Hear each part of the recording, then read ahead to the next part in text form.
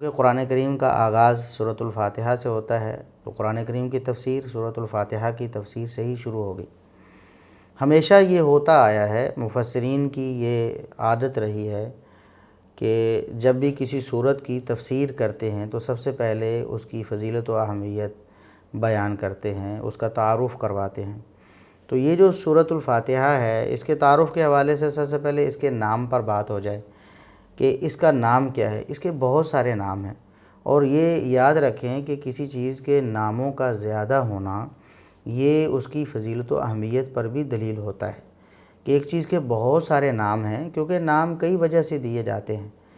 تو وجہ تسمیہ جو ہے اس سورت کی ایک سے زائد ہے، تو اس کا مطلب یہ ہے کہ اس کے فضائل زیادہ ہیں، اس کی اہمیت زیادہ ہے۔ خود قرآن کریم میں بھی اس کے نام ذکر ہوئے، احادیث میں اس کے نام ذکر ہوئے اس سورت کے، جیسا کہ السبع المثانی قرآن کریم میں اسے کہا گیا کہ یہ السبع المثانی ایسی 7 آیات ہیں جو بار بار دہرائی جاتی ہیں، یعنی ان کی اہمیت کا اندازہ بتایا گیا کہ بار بار دہرائی جاتی ہیں۔ کہاں اور کیسے، اس کا ذکر آئندہ ہم کرنے والے ہیں۔ القرآن العظیم، اس کو قرآن کریم میں کہا گیا۔ اس کی اہمیت کا اندازہ لگائیں کہ قرآن کریم میں، خود قرآن میں اس سورت کا نام القرآن العظیم رکھا گیا کہ یہ عظمت والا قرآن ہے، سورۃ الفاتحہ۔ حدیث میں رسول اللہ صلی اللہ علیہ وسلم نے اس کو ام الکتاب اور ام القرآن کا نام دیا کہ یہ کتاب یعنی قرآن کریم کا خلاصہ اور مغز ہے۔ ام کا معنی مرکز، مغز، خلاصہ وغیرہ ہوتا ہے۔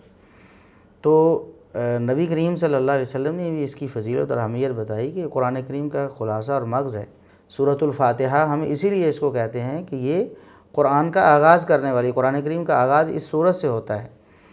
قرآن کریم کا یہ دباچہ اور مقدمہ ہے سورۃ الفاتحہ کہ اس سے قرآن کریم کا آغاز ہوتا ہے۔ اس کو فاتحۃ الکتاب بھی کہتے ہیں، اسے سورۃ الحمد بھی کہا جاتا ہے، کیونکہ اس کا آغاز الحمدللہ رب العالمین یعنی اللہ رب العزت کی حمد سے ہو رہا ہے۔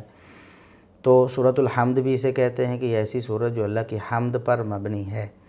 تو اس کے اور بھی نام ہیں، سورہ شفا بھی اسے کہتے ہیں کہ اللہ رب العزت نے پورے قرآن میں شفا رکھی ہے، اور قرآن میں پورے قرآن کو ہی شفا کہا گیا۔ لیکن اس سورت کے بارے میں خاص طور پر نبی کریم صلی اللہ علیہ وسلم سے وارد ہو گیا، آپ صلی اللہ علیہ وسلم کی تعلیم سے، کہ اس سورت میں اللہ رب العزت نے خاص طور پر شفا رکھی ہے۔